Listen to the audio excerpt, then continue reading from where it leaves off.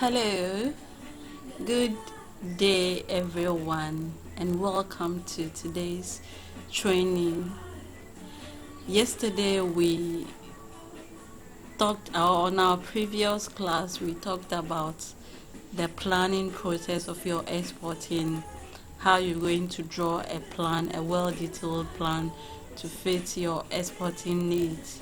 We also discussed about the types of planning that goes into your export business plan, and then we gave you some examples, and we also showed you the method and procedure that you can follow to build your export plan. Now today our focus is going to be on export procedures and documentations from Ghana, Nigeria, Kenya, or any part of Africa that you are. Now we have two main types of exporting. The most common methods of exporting are the direct exporting and indirect exporting. Now, under direct exporting, the product manufacturer handles both the production and selling on the international market by themselves without involving middlemen or third-party companies. So a typical example of a direct exporting manufacturing company is KFC, that is Kentucky Fried Chicken. Now, KFC is an American-based company, food company, but they've set their branches in different countries. They have branches in Ghana here, they have branches in Nigeria, they have branches in Kenya.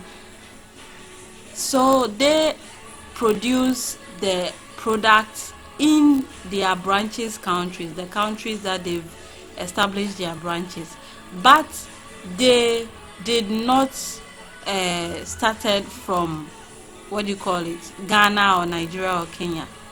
It is an American-based company.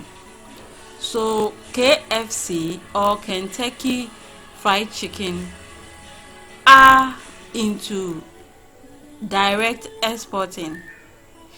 Now, a typical example is MTN services. MTN, mobile telecommunication network.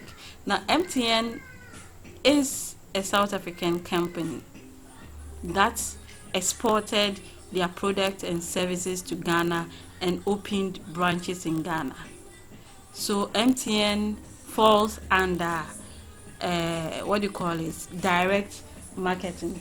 So in short, any product that did not originated from your country or Ghana or anywhere, but then has gained grounds in Ghana, falls under direct exporting because its owners started from a different country and established branch in other countries as well.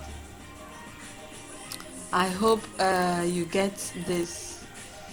So the manufacturer also doubles as an exporter and takes full responsibility of the export process themselves, and either establish their own sales and distribution point or hire agents or representatives in their targeted country. Whereas in indirect exporting, it simply means that an individual organization that exports their products but did not manufacture that product themselves. They just export the product. So indirect exporting simply means an individual organization that exports their product by themselves, that export the product that they did not manufacture,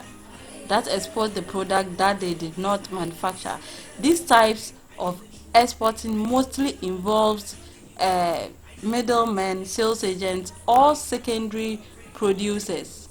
Or secondary producers. In this jurisdiction, the indirect exporters take full responsibility of modifying, advertising, selling, and transporting the product to the foreign or the targeted countries. Now, direct exporting is done mostly by bigger firms, like I said earlier, but they usually start as indirect exporters and gradually expand to direct exporting.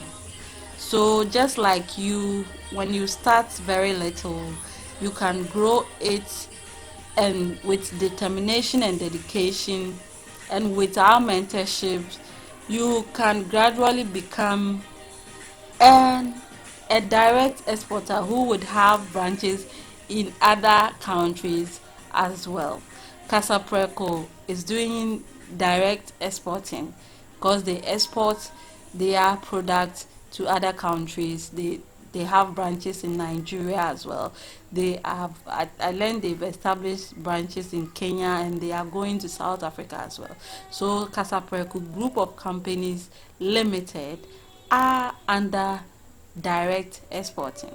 So if you decide to purchase Casapreco, what do you call it, product, and export it to USA or any country, you are doing indirect exporting.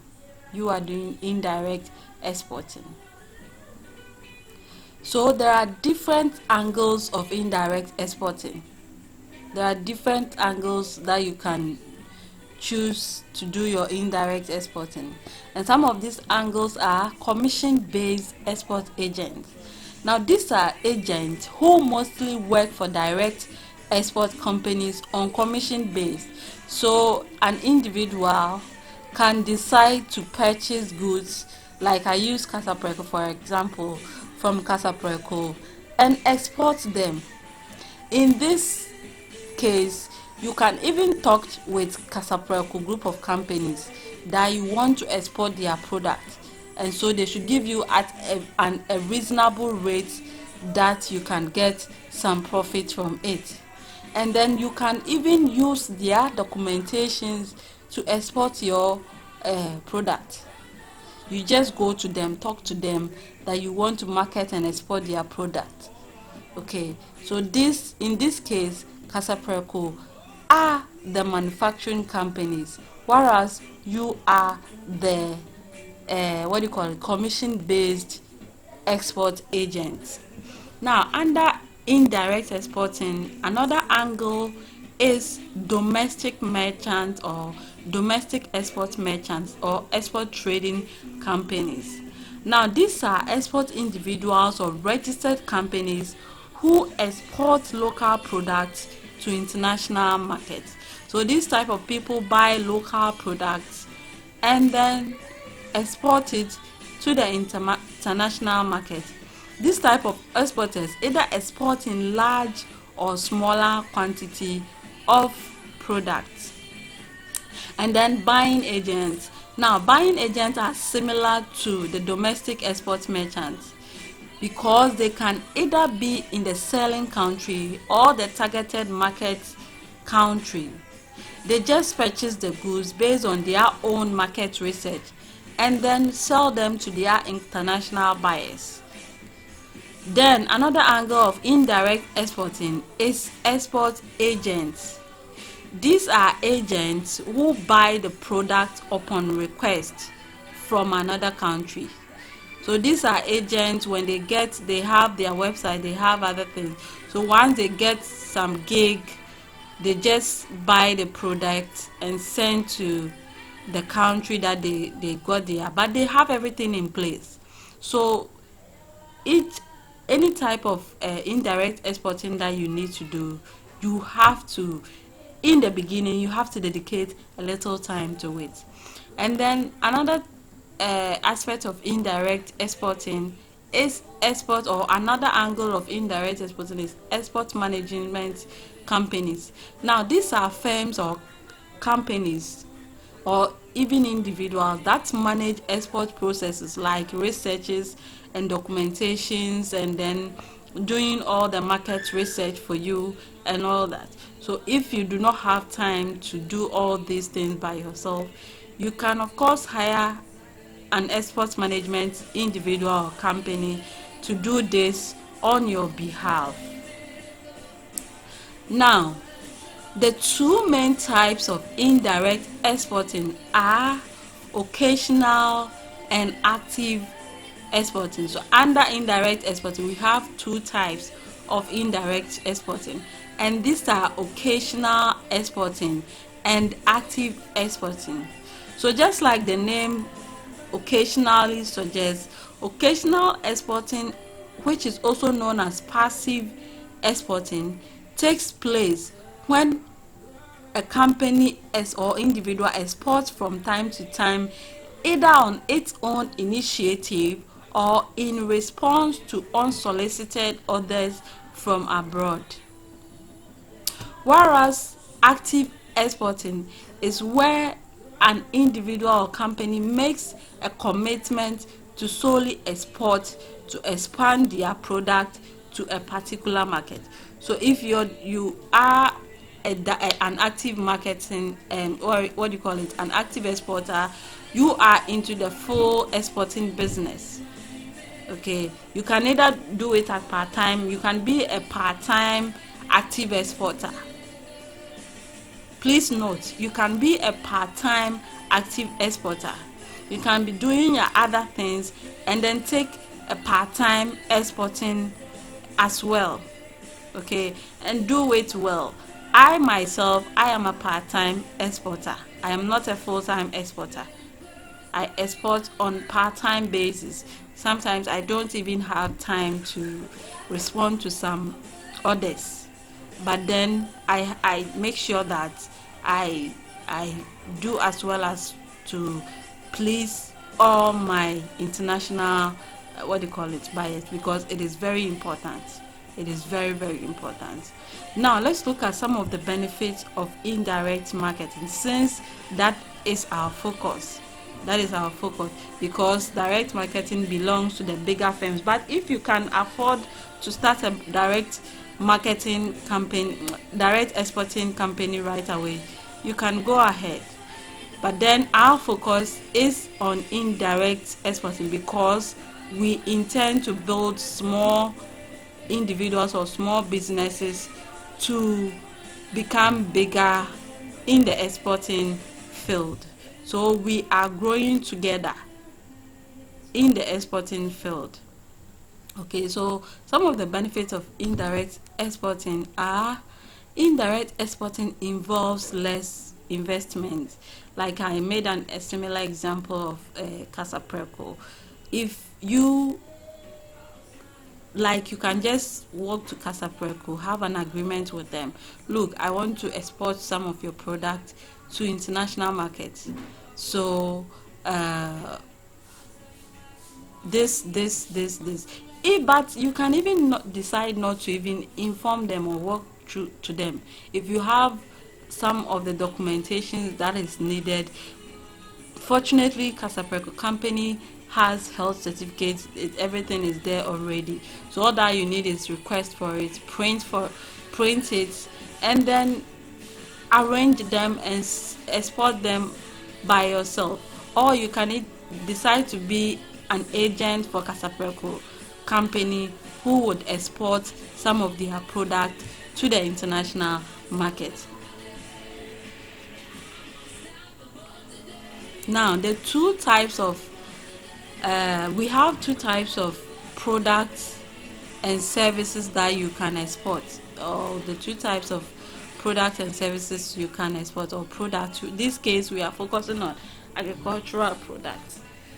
So the two types of exportable products are intermediate goods or intermediate products. Now, mostly these are the unfinished or raw products which are mostly used for further productions. So like a typical example is the agricultural product. So we know that we you can use agricultural product for a lot of finished products. So intermediate goods, you can export agricultural product in its raw stage to companies abroad as well. Like we said in our free exporting class, agricultural products from Africa are the best sourced after product in the international market. So you can decide to export them raw, or you can decide to make product out of them and then export it, whichever way you want, either raw or finished goods. You can export agric foods or agric products. Now, most companies abroad buy some of these unfinished or raw materials in large quantities and turn it into finished goods. So you can do intermediate goods. You can sell intermediate goods by just exporting the raw goods. All you need is your documentations, and then you don't even need to stock them. You have to source for them, and once your buyers clicks in, you just export them to them. Okay, so exporting is very easy, okay, and it involves very less capital. You just have to put your things in order. That is all. When you know your dynamics, when you know your in and out of exporting, it makes the job easier for you. Now, a typical example of an intermediate goods is the raw cocoa beans, which can be turned into so many different finished goods. So we know that cocoa beans can be turned into another finished good. We know that cocoa goods or cocoa beans can be turned into another finished goods. And the second exportable product or type of exportable product is industrial or consumer-based goods.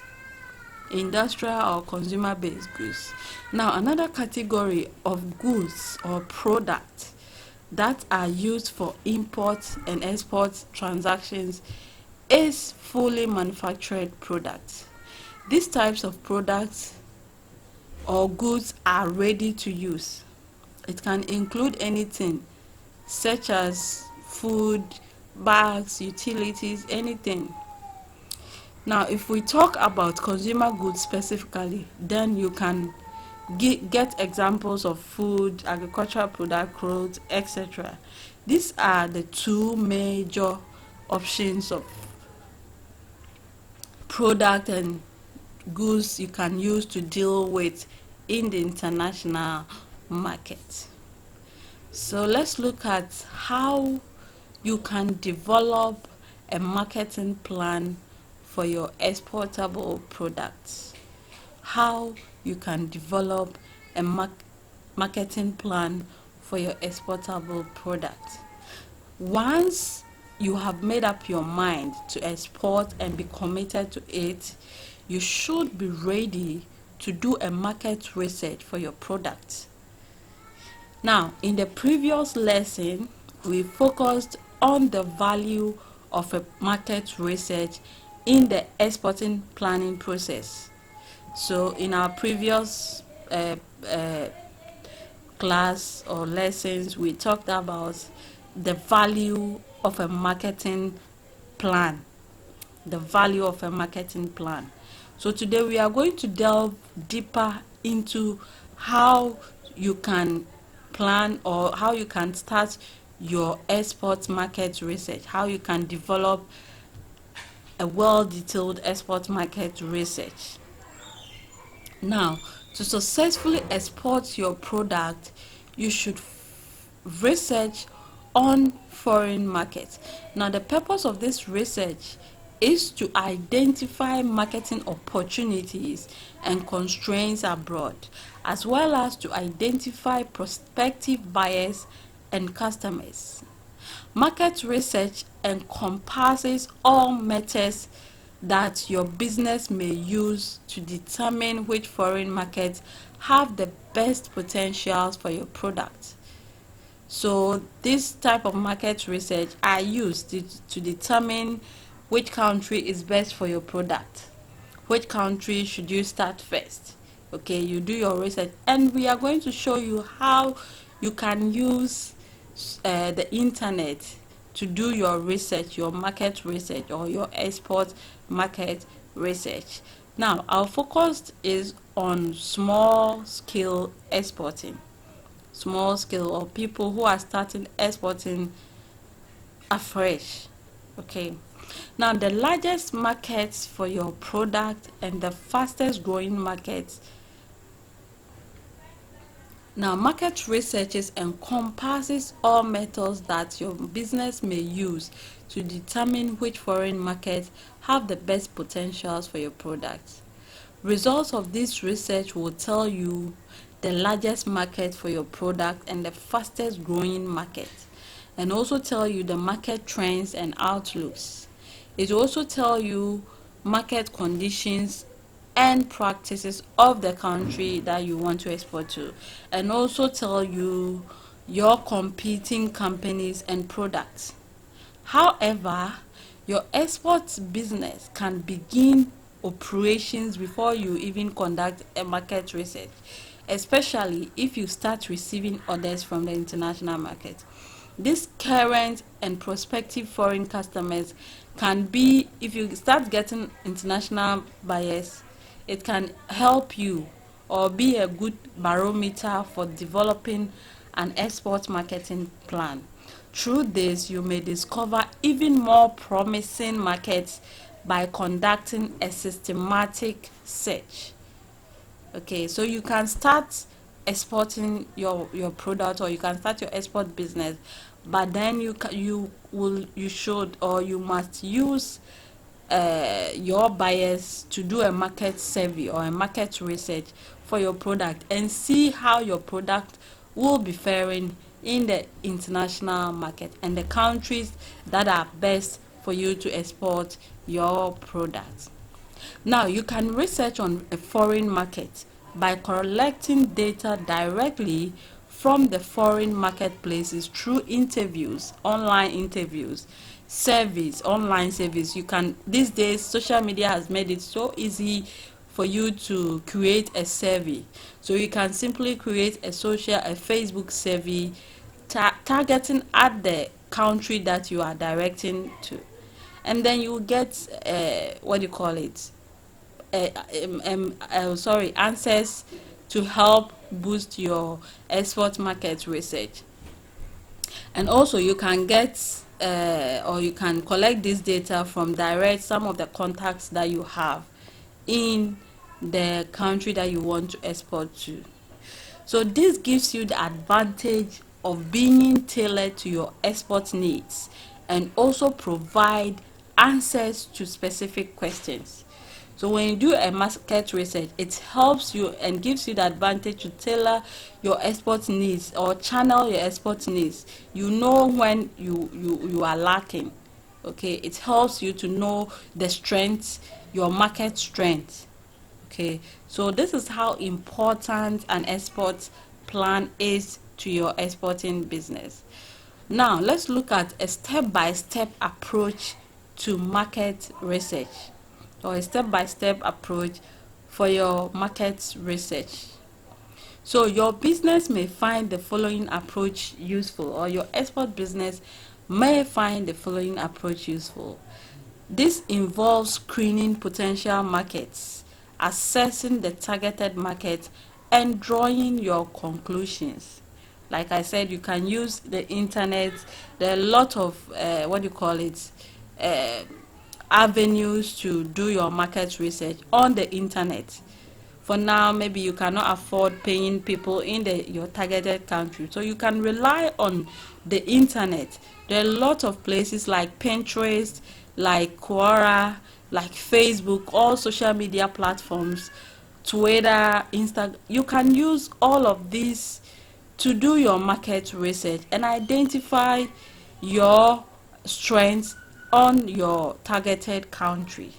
Now let's look at some of the methods of your market research, the methods of your market research. Number one is to identify potential markets first. Identify potential market first. Now, you need to identify about 5 to 10 large and fast growing markets for your company's product. You can do this easily using social media and other internet resources. Now, you can also look at trends over the past 3 to 5 years, and then look at whether the market has grown consistently in the country that you want to export to. And you can also look at whether import growth occurred even during periods of pandemics. So you have to look at all this, especially if you want to export in large quantities. Now, did growth resume with economic recovery after the global pandemic? When you do a market, these are your targets you can use to, do your market research for your product. Then you take a good look of some smaller fast emerging market that may provide the ground floor opportunities. Now, if the market is just beginning to open up, there may be fewer competitors than in established markets. So let's say you can, when you do identify potential markets first, let's say you've selected about 3 to 4 companies, or countries. You can do your market research and you realize that one company does not have abundance of your product, so you can start from that company and grow there. Research on your competitors and then make sure that you have advantage over your competitors. Okay, now the number 2 methods of your market research is that you should target the most promising markets. Now, of all the markets you have identified, select 3 to 5 of the most statistically promising for further assessment. So you can refer back to this note when you are doing your market research, because we've made this available for you for a period of 6 months to 1 year. Okay, so you can have access to the training programs anytime that you want. All right, now examine product trends. That is also another method you can use to do your market research. Now look at your product as well as related products that could influence demand.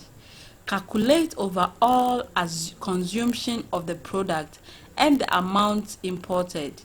So let's say you are exporting cashew, or you're exporting cocoa to, let's say, the European country. Okay, so you can calculate the amount of cocoa that has been exported. It is easy. When you go to the Ghana Export Promotion Agency's websites, all these informations are available. They have assessment tests there, they have everything. Like they have this market research. You can even use that to do your market research for your product. So the number 4 method is research your competition. Now, sources of competition should include both the local industry in each targeted market and competitors from other foreign markets.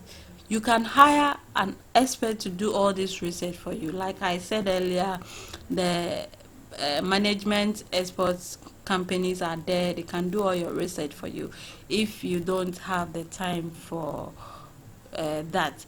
But as a beginner, I advise you start small and grow upon your export business. Now let's look at some of the export documentations. So export documentations are the documents which are required before moving your product from your country to the buyer's country. It is also advisable to partner with a shipping company who will handle the export documentation, some of the export documentations. Okay, so shipping companies are specialized in this process. Now, in our previous lessons, we will review some of these shipping companies for your perusal. So several documents are commonly used in exporting. However, the ones required in a particular transaction depends on the requirements of your government and the government of the buyer's country. Now, documentations must be precise because some slight discrepancies or omissions may prevent your goods from being exported and may result in non-payment or even result in the seizure of the exporter's goods by the buyer's customs. So especially if you're exporting in large quantities, but as a smaller exporter, I mean, if you are exporting in smaller quantities, these are not much of a problem. But if you are exporting in large quantities, though you can leave some of the documentation to your shipping company, but you have to cross-check and see that everything is in place, because a little omission can result to they can even seize your goods. They can even seize your goods, or they can just not pay the goods. You just send your goods and you will not get payment. Okay, but we are going to show you how you can beat this, especially as a small scale exporter. Now, collection documents are subjected to precise time limits and may not be honored by a bank if the time has expired.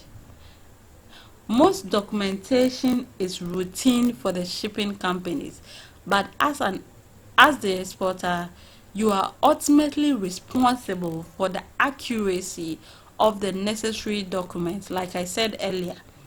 Okay, so even if you leave some of the documentations for your shipping company, make sure you ask the right questions and you cross-check to make sure that there are no omissions or slight mistakes, because those omissions or mistakes can result in the seizure of your goods or non-payment of your goods. So it is very important. It is very, very important.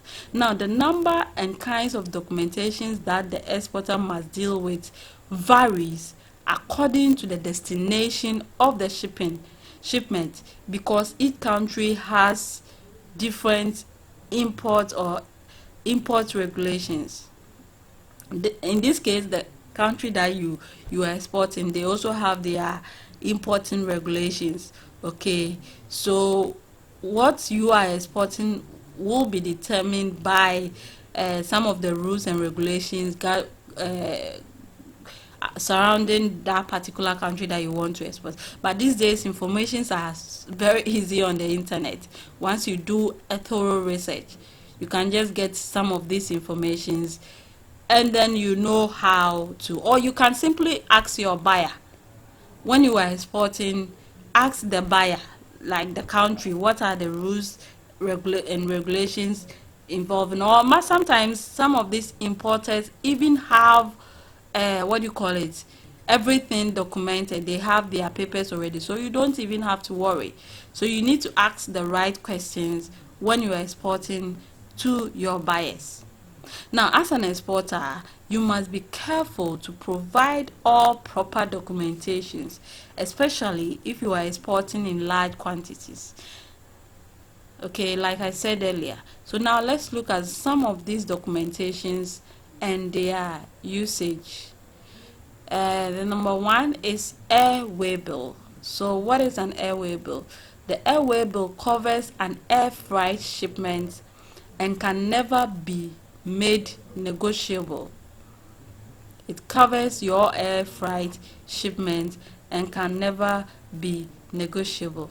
But this can be handled by your shipping agent.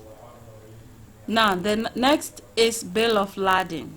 A contract, it is a contract between the owner of the goods and the carrier. As with domestic shipment, like your local, if you are shipping, for shipment by vessel, there are two types: a straight bill of lading, that is if you are shipping by vessel, a straight bill of lading which is not negotiable and does not give title to the goods, and a negotiable or shipper's order bill of lading. The latter, or the shipper's order bill of lading, can be bought, sold or traded whilst the goods are in transit. Now, the customer usually needs an original bill of lading as proof of ownership to take possession of the goods. Possession of the goods. So, once you are exporting, you need this document made available to your, what do you call it, your importer as well, or your buyer, so that once it means that you are handing the possession of the goods to them. You are handling the possession of the goods to them. So this is the definition of the bill of lading document. But all these documents can be managed by your shipping company. Now, another product, another, what do you call it, document under exporting is commercial invoice. Now, a bill for the goods from the seller to the buyer. This is the bill of your goods. That is the invoice of your goods from you the seller, to the importer or to the buyer in the different country. Now, many governments uses commercial invoices to determine the true value of goods when assessing customs duties. So if you are shipping them by yourself, customs use your commercial invoice to assess the quantity or the value of your goods and use it to charge you. Okay, so government that use the commercial invoice to control imports will often specify the invoice forms, content, and number of copies, languages to be used, and other characteristics. So they would show you how to make your commercial invoice. That is, if you are exporting, if you are handling the shipping yourself. But if you are leaving it to a shipping company, then you are good to go, because they can take charge of all of this. But make sure you cross check. Then consular invoice. A consular invoice requires documents in some countries, describes the shipment of goods, and shows information such as the consignor, consignee, and value of the shipment, certified by the consular official of the foreign country. It is used by the country's customs officials to verify the value, quantity, and nature of the shipment.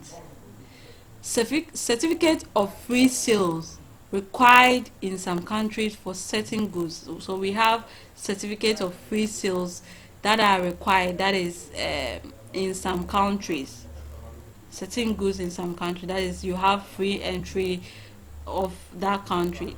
Now, the last time we talked about, or in our free class, we talked about AGOA legislation.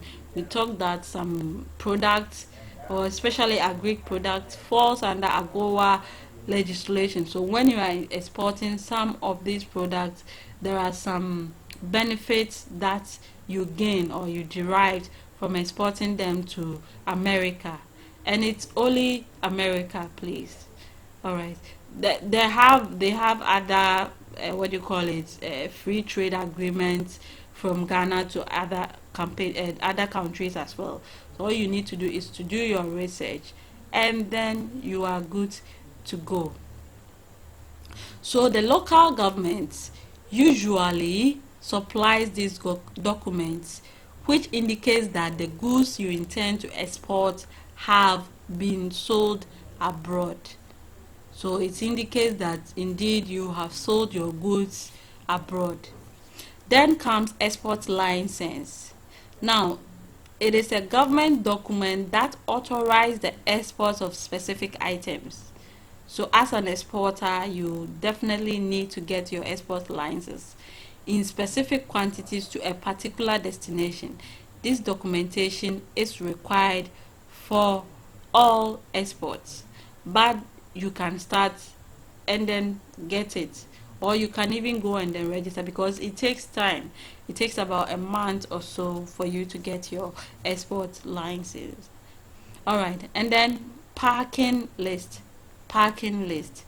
Now, these are considerably more detailed and informative than a standard domestic parking list. It itemizes the material in each package. So each package of your export goods are itemized. You need to itemize them. You need to itemize them and indicate the type of package, such as the box. So if it is a box, you have to include that in your packing list. Okay, you have to include that in your packing list. If it is a crate, you have to include it in your packing list. If it is a drum or carton, you should include that in your packing list. It also shows individual net and gross weight and measurement for each package. Package markings should be shown along with references to identify the shipments, net and gross weight, and to identify the shipments. The shipper or forwarding agent uses the list to determine the total shipment weight and volume, and also whether the correct goods are being shipped. So these shipping companies ship a lot of goods on daily basis. So with your packing list, they are able to determine the right goods that you are shipping and not make mistakes. So I'm sure by now you are all clear on the type of export you want to do, and you are prepared, or you are preparing towards it. Now let's turn our focus to the rules and regulations governing exports from Ghana. Now we'll be tackling the legal requirements or documentations you need before you start an export business in Ghana. So export requirements in Ghana has been categorized into two sections, like we discussed in our free class, namely the traditional and non-traditional exports. The traditional and non-traditional exports. So let's look at the traditional exports requirements. So under the traditional exports, the goods that you can export under the traditional, that falls under the traditional exports, are logs and lumber, unprocessed gold, bullion and other minerals. Fresh yam is considered as traditional export commodity. Cocoa beans is considered as traditional export commodity. Fresh fish is also considered as traditional export commodity. Then let's look at the non-traditional export commodities. All other goods other than those of the traditional goods. So aside these traditional goods, any other goods that you export are non-traditional export goods. That is the Ghana rule of exporting. Now let's look at requirements for traditional exporting. Now you need to register, or you have to register your business name under the Registrar General Department. That is, if you don't have a business registration certificate already. And then you have to also acquire a tax identification number from the Ghana Revenue Services. This is free and you can get it over a week or so. Then you also have to register with the Ghana Export Promotion Council as an exporter, and then that is where they will give you your exporting license, and then you should obtain Bank of Ghana exchange control form A2 from the Bank of Ghana or any of the accredited commercial banks. Complete it and submit to customs through GCnet or Unipass platforms. All these informations are available at your disposal, and if you are ready and you want us to assist you, we are ready to assist you. And then also complete customs bill of entry, popularly known as the single administrative document form.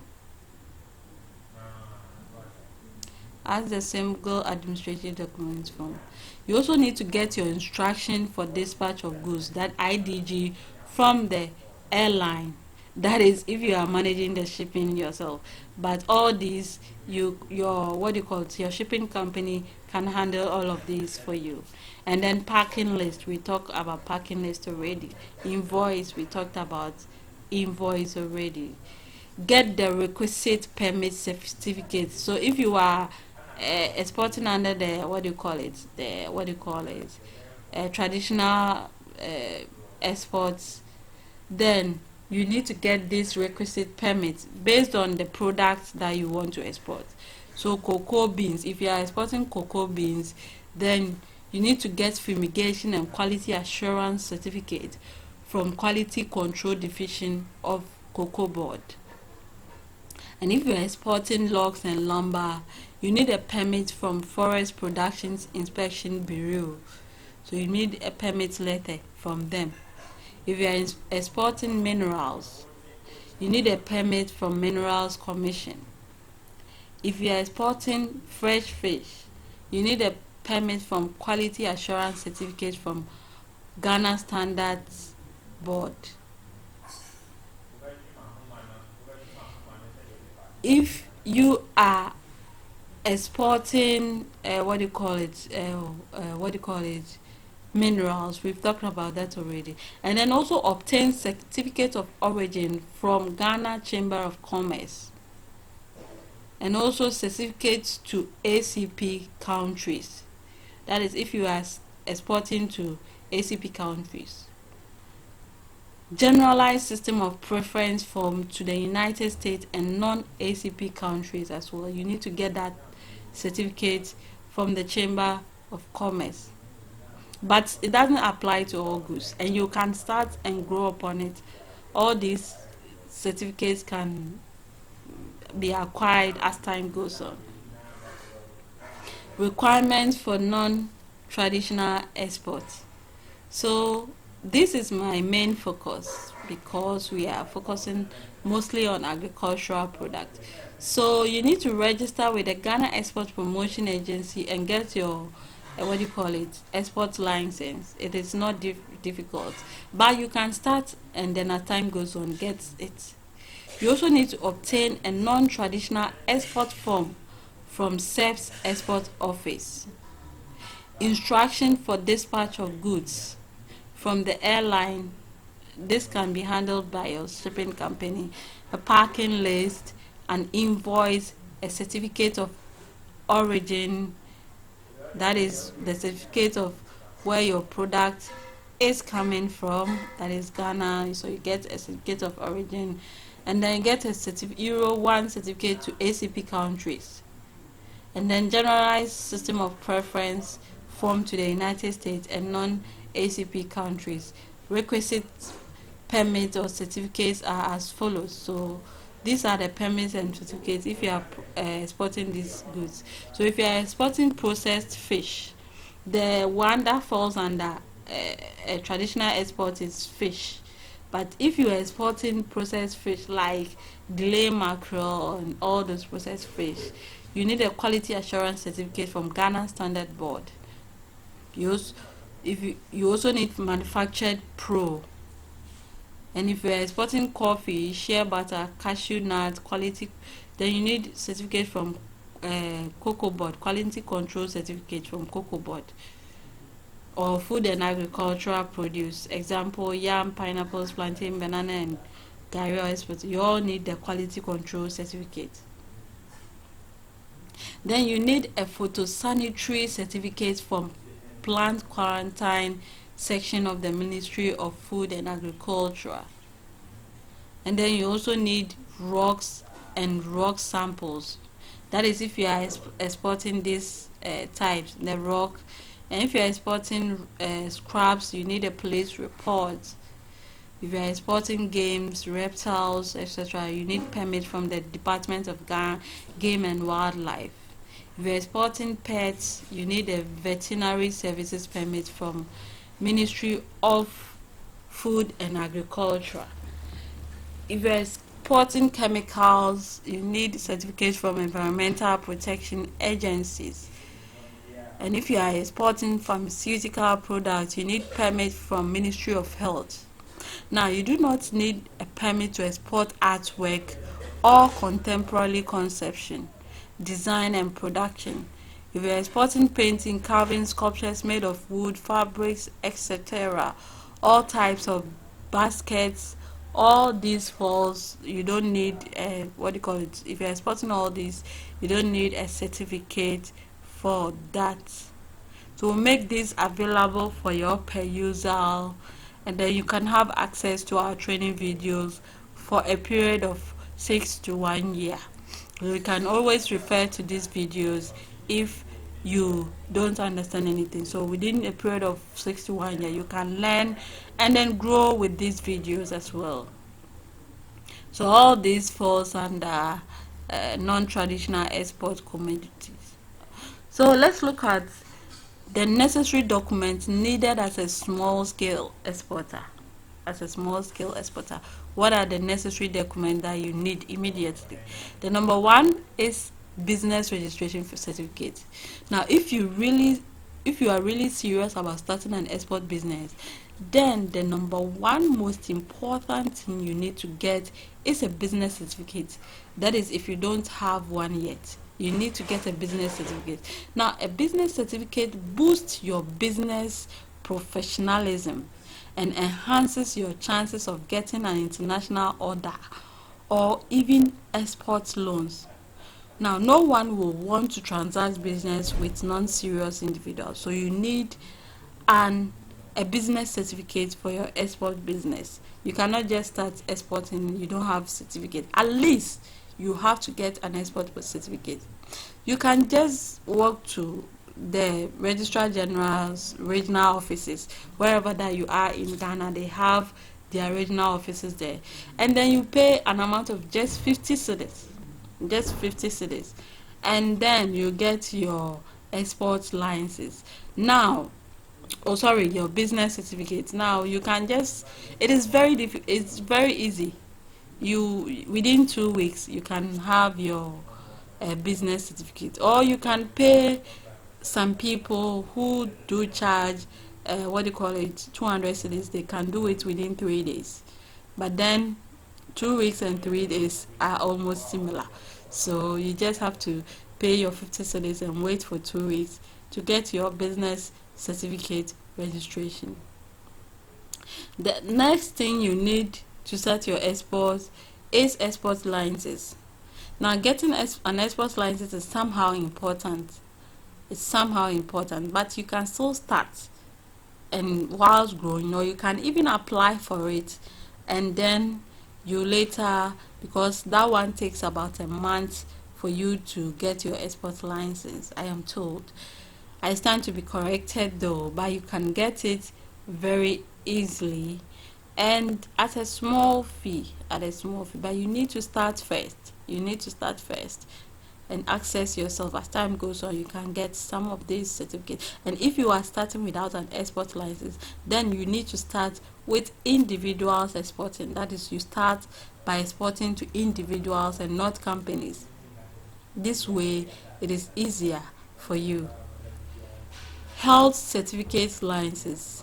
Now, depending on the type of agri product you wish to export, you must acquire a health certificate from the Ministry of Agriculture at a small fee. So these are the most important certificates that you need at the moment to start your exporting. When it comes to the packing list and other documents, your shipping companies can help you with that. Now the rest of the document can be worked on by your shipping company easily. You just have to give them the right information about your product and pay a little fee for them. Okay, folks, we've come to yet another wonderful training, that is export procedures and documentations in Ghana. Now, tomorrow we are going to focus on how or finding the best or the right product for your export business, and also we'll be focusing on how you can find the best niche for your export product, or the best niche to grow on your export product. So do have a wonderful day, and let's meet same time tomorrow. My name is Joycelyn Aqua. Bye bye.